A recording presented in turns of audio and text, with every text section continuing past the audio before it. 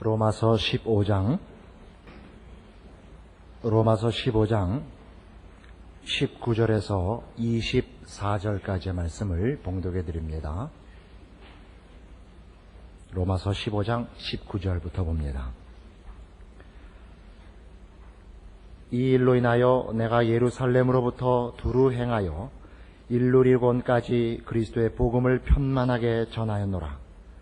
또 내가 그리스도의 이름을 부르는 곳에는 복음을 전하지 않기로 힘썼노니 이는 남의 터 위에 건축하지 아니하려 함이라. 기록된 바 주의 소식을 받지 못한 자들이 볼 것이요 듣지 못한 자들이 깨달으리라 함과 같으니라.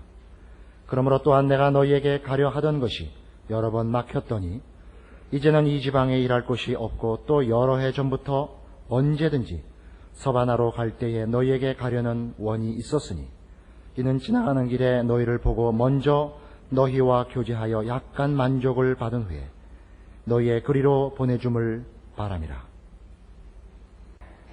사도 바울은 이제 오늘 19절에서 24절에 기록한 바와 같이 예루살렘으로부터 두루 행하여 일루리곤까지 그리스도의 복음을 편만하게 전하였고, 또 이제 로마에 가기를 원하고, 그리고 서바나까지를, 지금 말하면 스페인까지 가기를 원하고 있습니다. 당시로서는 서바나면 이제 세상의 끝인 셈입니다. 예루살렘 입장에서 보자면. 그런데 24절에 있는 바와 같이 이 일을 로마 교회가 그리로 보내주기를 기대한다, 이렇게 쓰고 있습니다. 그리고 바로 이 24절에 로마 교회가 사도 바울을 서바나로 보내주는 일을 해주기를 바라는 그 마음에서 자신의 선교 여행의 성격을 그 앞에서 설명한 셈입니다. 18절에 있는 바와 같이 그리스도께서 이방인들을 순종케 하기 위하여 나로 말미암아 말과 일이며 표적과 기사의 능력이며 성령의 능력으로 역사하신 것을 그가 자랑하고 있습니다. 이런 이야기가 등장하는 이유는 이런 것입니다. 바울의 선교 사역, 그의 선교 여행이 바울의 열심이나 바울의 충성이나 능력으로 보지 말아달라는 것이죠. 그것은 하나님이 하신 하나님의 능력이요, 하나님의 열심이다, 이겁니다. 우리는 우리의 신앙을, 우리가 믿는 기독교 신앙을 그 내용과 성격에 따라서 여러 가지 시각에서 정의를 할 수 있습니다. 우리가 믿는 신앙의 내용을 내용적으로 우리 쪽에서 정의하자면 진리와 생명이라, 이렇게 얘기할 수 있습니다. 왜냐하면 불신자들이 무지하며 죽어 있는 것과 대비할 때 우리의 신앙의 내용은 그런 의미에서 진리요 생명이라, 이렇게 얘기해서 정확할 것입니다. 또 우리가 가진 신앙의 목표라는 시각에서 보면 그것은 의와 거룩이라, 이렇게 얘기할 수 있습니다. 그러나 이제 사도 바울이 오늘 소개하는 것은 이걸 하나님의 시각에서 보자면 은혜와 능력이라, 이렇게 얘기를 하는 셈입니다. 그것이 18절이었습니다. 왜 그렇게 설명을 하느냐 하면 이 구원이, 또는 기독교 신앙이, 그 신앙 고백이 우리의 공감이나 우리가 그것을 이해했거나 동의해서 일어난 일이 아니라는 얘기를 하고 싶은 것입니다. 하나님께서 우리에게 구원의 도리를 설명하시고, 그래서 그 중에 얼마를 항복시키는 싸움이 아니라 하나님이 우리 안에, 우리의 영혼 속에 간섭하셔서 새로운 생명으로 우리를 창조하신 것이 우리라는 구원 얻은 백성의 그 결과입니다. 그걸 은혜와 능력이라, 이렇게 설명하는 것이 그것입니다. 사도 바울이 하나님 앞에 충성되게 일했고, 하나님이 그의 사역을 기뻐하셔서 그가 하는 일에는 표적도 나타나고 기적도 나타나고 하게 하나님이 뒤에서 지원 사격을 해주신 것이 아닙니다. 하나님이 이 일은 하시는 겁니다. 하나님이 직접 이 일을 하고 다니시는 겁니다. 땅끝까지 모든 족속에게 하나님의 구원을, 하나님의 은혜를, 하나님의 긍휼과 자비와 그래서 새 생명을 주기를 원하시며 직접 일하십니다. 거기에 사도 바울은 그저 소도구 같이 쓰임받고 있는 정도에 불과하다 이겁니다. 이것이 우리에게 굉장히 중요하게 인식되어져야 합니다. 우리가 갖고 있는 믿음이란 사상이나 이론이 아닙니다. 그것은 하나님께서 그리스도 예수 안에서 새롭게 창조하시는 부활 생명의 당연한 활동입니다. 진리가 생명을 낳지 않습니다. 생명만이 생명을 낳습니다. 우리라는 존재는 우리가 기독교의 진리를, 그 내용을 듣고 깨닫고 항복하고 영접하고 결단한 문제가 아닙니다. 그래서 우리라는 존재가 생겨나는 것이 아니고 하나님께서 창조의 역사로 그리스도 예수 안에 있는 구원으로 우리를 하나님의 자녀로 새롭게 만들어내신 것입니다.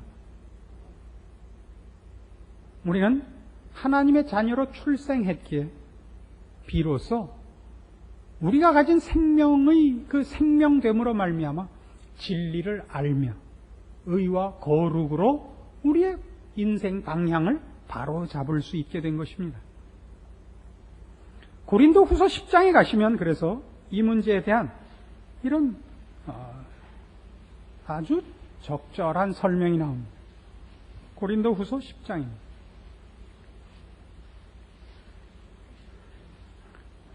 신약성경 296페이지 고린도후서 10장 13절입니다. 그러나 우리는 분량밖에 자랑을 하지 않고 오직 하나님이 우리에게 분량으로 나눠주신 그 분량의 한계를 따라 하노니 곧 너희에게까지 이른 것이라. 우리가 너희에게 미치지 못할 자로서 스스로 지나쳐 나아간 것이 아니요 그리스도의 복음으로 너희에게까지 이른 것이라. 우리는 남의 수고를 가지고 분량밖에 자랑하는 것이 아니라 오직 너희 믿음이 더할수록 우리의 한계를 따라 너희 가운데서 더욱 위대하여지기를 바라노라. 이는 남의 한계 안에 예비한 것으로 자랑하지 아니하고 너희 지경을 넘어 복음을 전하려 함이라. 사도 바울이 고린도 교회에 이 복음을 전한 것은 바울이 길을 쓰고 열심을 내서 여기까지 온 것이 아니라, 즉 고린도 교회에 복음을 전한 것으로 인하여 사도 바울이 얼마나 충성된가, 주의 복음을 위하여 얼마나 열심히 썼는가, 어떻게 목숨을 돌아보지 않았는가, 이런 것이 부각될 문제가 아니라, 사실 그렇게 한 것이 사실이지만 그것이 초점이 아니라 하나님이 고린도 교회까지 사도 바울을 밀어보냈단 말입니다. 사도 바울이 있었기 때문에 고린도 교회라는 교회가 탄생을 한 것이 아니라 하나님이 고린도 교회를 만들기를 원하셔서 바울을 거기까지 보냈고 거기서 그치지 않고 고린도 교회를 지나, 그 지경을 지나 더 나갈 것입니다. 이것이 우리 된 가장 중요한 근거요. 우리라는 존재를 확인할 때, 우리의 신앙과 신자된 우리를 확인할 때 우리의 반응, 우리의 열심, 우리의 능력으로만 우리를 따질 것이 아니라 어떻게 하나님의 능력과 열심이 나라는 지금의 존재와 운명에 대하여 적극적이고 가장 큰 힘으로 근거되어 있고 보호되어 있고 붙잡혀 있는가를 성경이 알게 하기를 원하는 것입니다. 고린도전서 12장에서 14장 석장을 보시면, 12장, 13장, 14장을 보시면 이것이 다 고린도 교회에 있었던 성령의 은사 문제를 다루고 있는 장입니다. 고린도 교회는 풍성한 성령의 은사가 있었으나 그 성령의 은사가 왜 고린도 교회에 나타났는지를 제대로 이해하지 못하여 여러 가지 그 문제가 발생을 했습니다. 시기가 있고 분쟁이 있고 자랑이 있고 하는 그 나쁜 그 문제가 그로부터 파생이 되었는데, 그 문제를 사도 바울이 다루고 설명을 하면서 이런 설명을 합니다. 성령의 은사란 교회의 유익을 위한 것이요, 우리의 부족함을 인하여 하나님께서 개입하신 증거라 이겁니다. 다시 말해서 예수님께서 그 순환 당하시기 전에 제자들에게 약속하신 것 같이, 내가 곧 아버지께로 간다. 그러나 너희를 고아와 같이 버려두지 않겠다. 내가 다시 오겠다 한 그 약속대로 우리를 하나님께서 그의 창조의 역사로 그 능력으로 우리를 거듭나게 했을 뿐만 아니라 우리를 우리의 손에만 맡겨두지 않고 하나님께서 직접 오셔서 간섭하시는 것이 성령의 개입이요 함께 하신다는 증거가 성령의 은사인 것입니다. 성령의 은사가 나타나는 것은 우리를 하나님께서 놔놓기만 하고 그다음에 알아서 커라가 아니라 놨을 뿐만 아니라 하나님의 자녀로서 완성되고 성공하도록 하나님께서 개입하고 계시다는 증거로서 성령의 은사가 있습니다. 우리가 혼자가 아님을 알게 하는 것, 그것이 성령의 은사요. 우리 혼자로서는 우리의 거듭난 것을 지켜낼 힘이 없다는 것을 우리에게 확인시키는 것도 성령의 은사입니다. 그래서 우리는 다 은혜를 사모하며 하나님의 간섭을 바라며 순종할 것이요. 그리고 서로가 서로의 연약함에 대하여 비판할 것이 아니라 용서하고 기다려줘야 된다. 그래서 사랑해야 된다. 그래서 은사를 다루는 문제 제일 복판에 고린도전서 13장에 사랑장이 등장하게 되는 이유가 됩니다. 이것은 다 무슨 얘기를 하려고 지금 제가 예를 드느냐 하면 성도들이 자기의 신앙과 신자로서의 인생살이를 하나님 앞에서 점검할 때 우리는 마치 하나님 앞에 내가 무엇을 울부짖고 열심을 내면 하나님은 거기에 대해 반응을 하시는 정도로 너무나 하나님의 역할을 소극적으로 생각하고 있기 때문에 그럽니다. 우리가 열심을 내서 브라질까지 가면 브라질이 복음화되고 우리가 안 가면 거기는 내버려 둬지고 이런 것 아닙니다. 내가 성공하면 하나님도 성공하고 내가 실패하면 하나님도 실패하고 그러지 않습니다. 하나님은 늘 하나님의 일을 하시며 실패하시지 않습니다. 이스라엘 백성이 바벨론 포로가 돼요.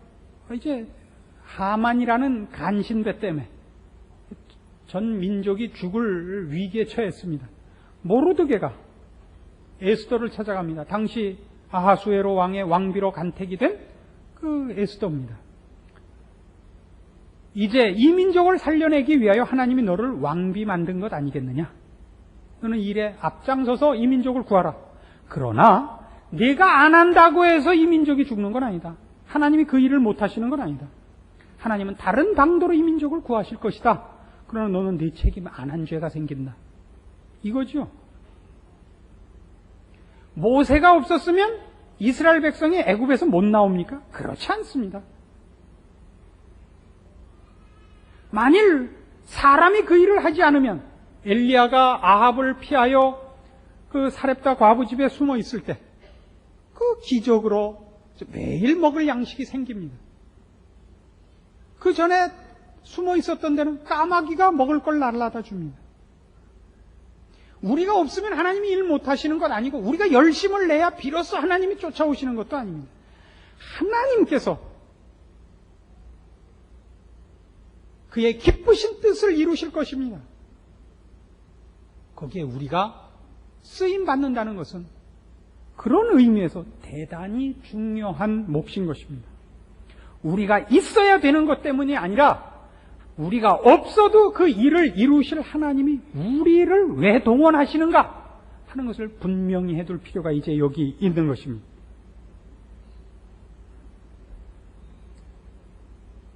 고린도후서 5장을 보시면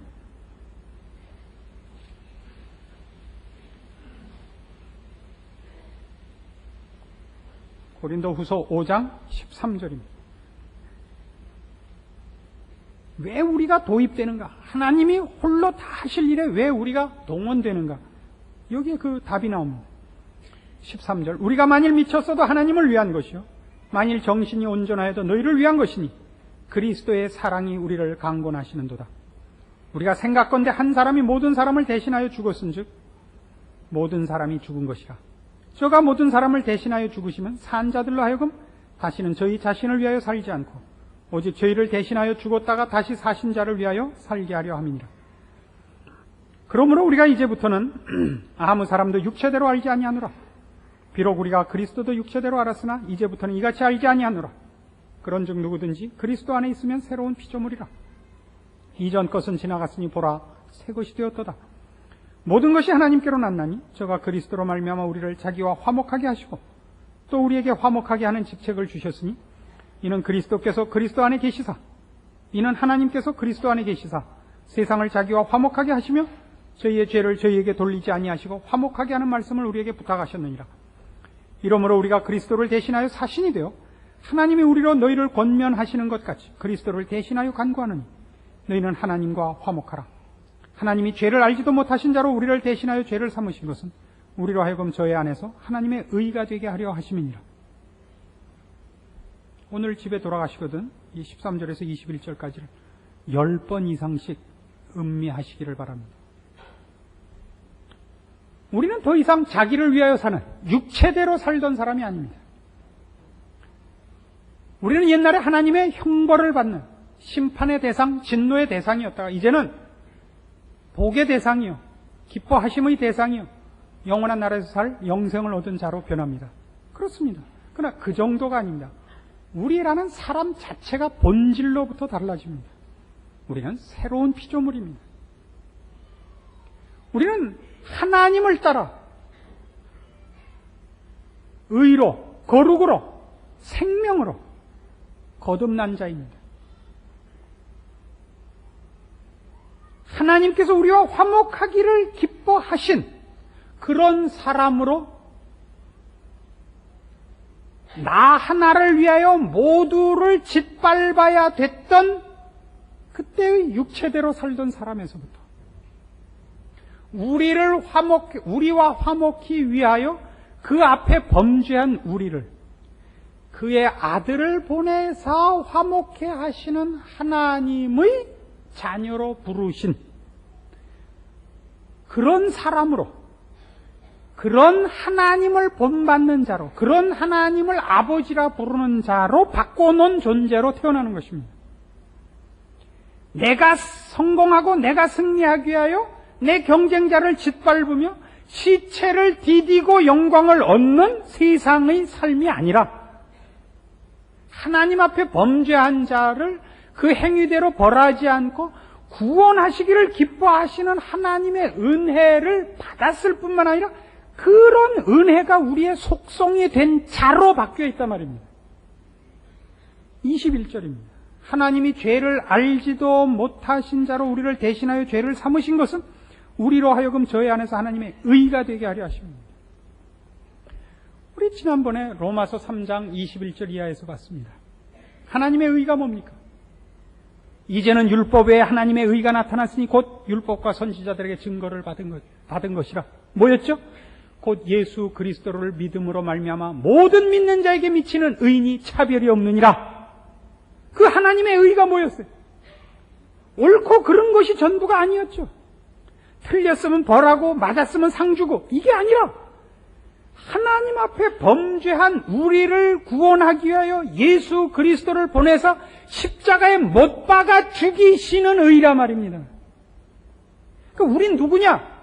하나님 앞에 은혜를 받아서 지옥 갈 사람이 천국 가게 됐고, 그냥 하나님이 우리를 위하여 이런 복을 주셨으니 우리가 하나님을 위하여 무엇을 할꼬 이런 정도가 아닌 것입니다.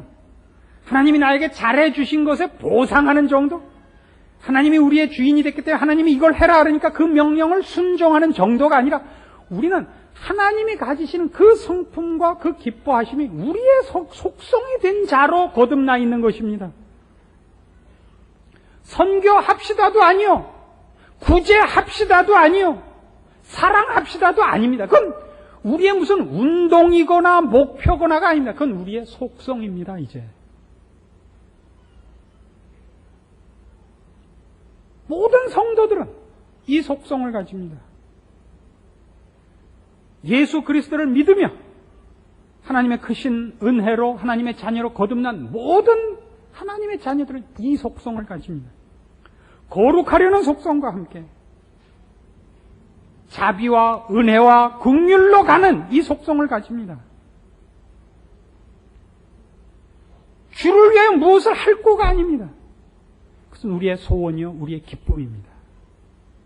여기서 제일 많이 성도들이 속고 있는 것 같습니다. 지금 사도 바울의 얘기는 바로 그겁니다. 내가 여기까지 오고 내가 여기까지 열심을 내고 이만한 업적을 남기고 너에게까지 이 편지를 쓴 것 다 내 열심, 내 충성, 내 무엇이 아니라 하나님의 열심, 하나님의 열정, 하나님의 긍휼과 자비가 여기까지 온 것이니라. 이 손길을 보느냐? 이 하나님의 마음을 보느냐? 그리고 너희가 그의 자녀로 부름을 받아 거듭난 것 아느냐? 이 마음, 땅끝까지 모든 족속을 하나님의 자녀로, 죽음에서 생명으로, 흑암에서 빛으로, 더러움에서 거룩으로, 진노와 형벌로부터 영원한 영광과 복으로 우리에게 갚아주려 하는 이 마음은 이제 하나님의 마음이었을 뿐만 아니라 모든 거듭난 성도들의 마음이니라. 내가 여기까지 온 것이 하나님의 뜻이요, 하나님의 기뻐하심에 내가 동참한 것 같이 너희가 당연히 그렇게 될 것을 내가 기대하노라. 이것입니다. 무슨 말인지 아시겠습니까? 오늘날 예수 믿는 사람들의 뭐라 그래야 됩니까?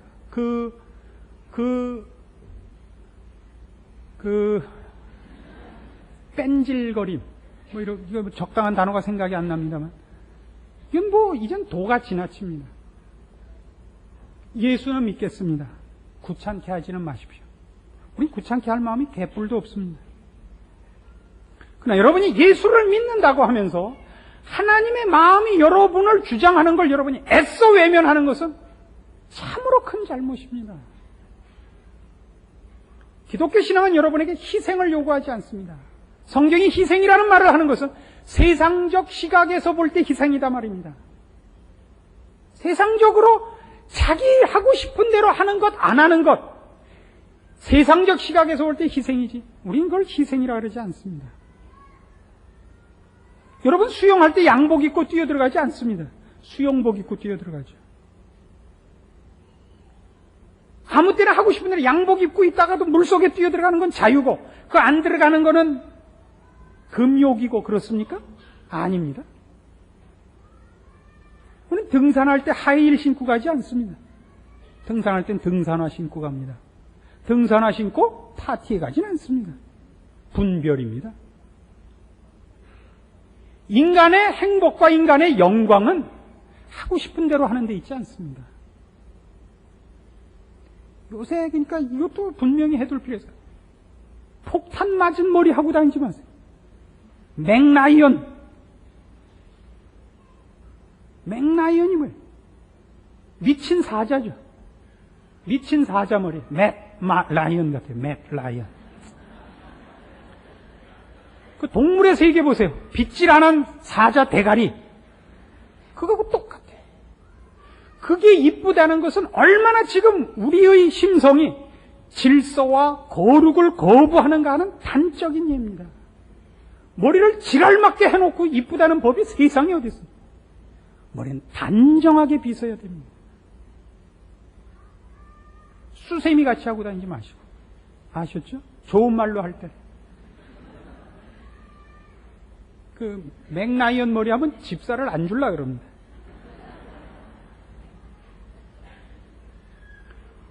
여러분의 신앙이 하나님 앞에 뭘 보상해야 되고 받은 만큼 꺼내놔야 되는 싸움 아닙니다. 헌금을 해야겠다. 뭘 얼만큼 해야겠다. 아니요.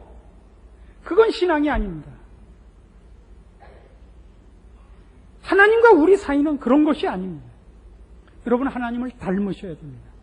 하나님을 닮은 사람으로 존재하고 행동하고 살으셔야 됩니다. 그렇지 않은 자는 다 스스로를 속이고 있는 것이요 스스로의 영광을 외면하고 있는 것입니다. 신자다운 길에 들어서 보십시오. 그래서 무엇과도 바꿀 수 없는 기쁨과 자랑과 보람과 영광의 길입니다. 저는 목사가 돼서 한 번도 목사 된 것을 후회한 적이 없습니다. 어려웠던 적은 물론 많습니다. 고통스러웠던 적은 많지만 이건 얼마나 복된지 모릅니다. 제가 당하는 모든 어려움은 그게 다 자랑입니다. 목사라는 직분 하나만으로 얼마나 복인지 모릅니다. 왜 목사가 더 어렵겠습니까? 제가 보면 사업하는 분들, 직장생활하는 분들은 어려운 거 제가 압니다. 직장생활 한다는 거 보통 인격 갖고 못합니다. 집안에서 마누라가 바가지 긁죠. 나가면 직장 먼저 들어왔다고 또 뭐라 그러죠. 그게 정말 매일 저녁 술 안 먹고는 버틸 수 없다는 건 제가 인정합니다. 그러나 술 먹고 버티지 마시고 신앙으로 이기셔야 됩니다. 그 남이 뭐라 그러는 게 다 격려의 박수로 들리는 날이 옵니다. 세상에 다만 존재하고 살아남기 위하여 우리가 이 세상에 던져져 있는 것 아닙니다. 하나님의 열심으로 땅끝까지 모든 족속 앞에 보내지고 있는 것입니다. 우리는 저들이 우리에게 칼들이 되고 공갈치는 것 같죠. 우리가 사실은 힘을 가진 것입니다. 우리가 여기 이 단지 내에 이사를 와서 얼마 안 되어 가지고 이제 교회가 갑자기 들어오고 사람들이 많이 오니까 주차 문제로 단지와 상당히 어려운 관계에 있었습니다.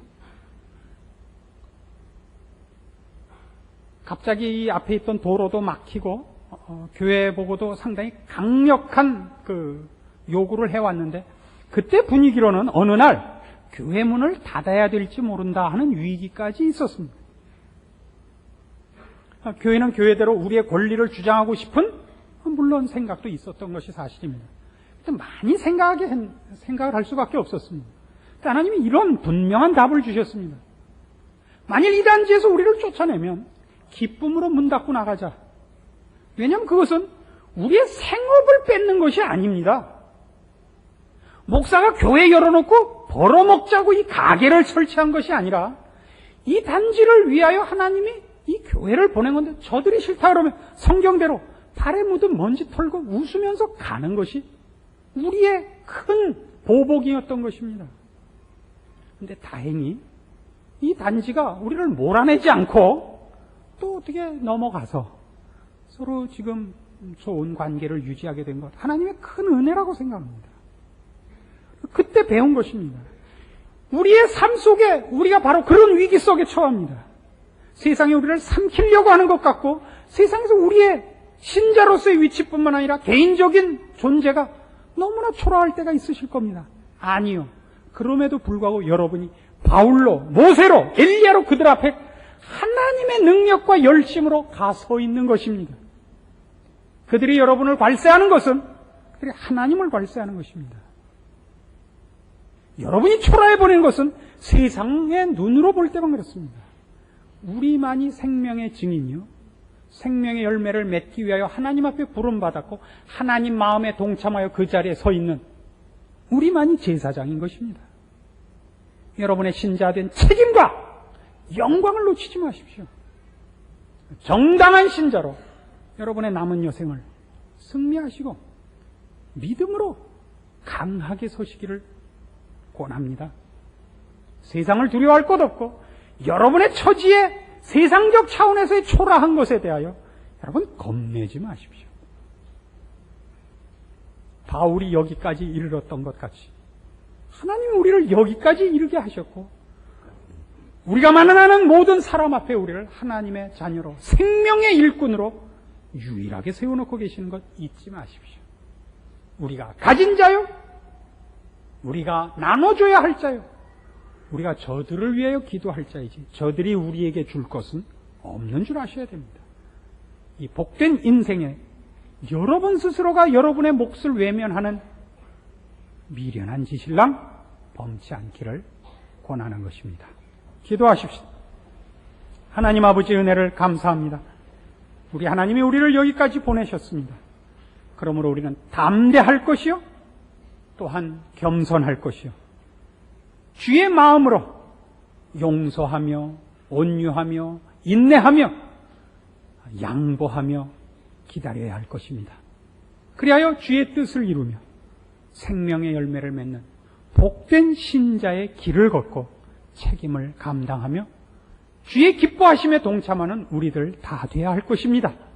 주의 말씀을 받았으니 그 말씀대로 살며 주의 자녀다운 온전한 회복과 충성과 열매가 있게 하시옵소서. 예수님의 이름으로 기도합니다. 아멘.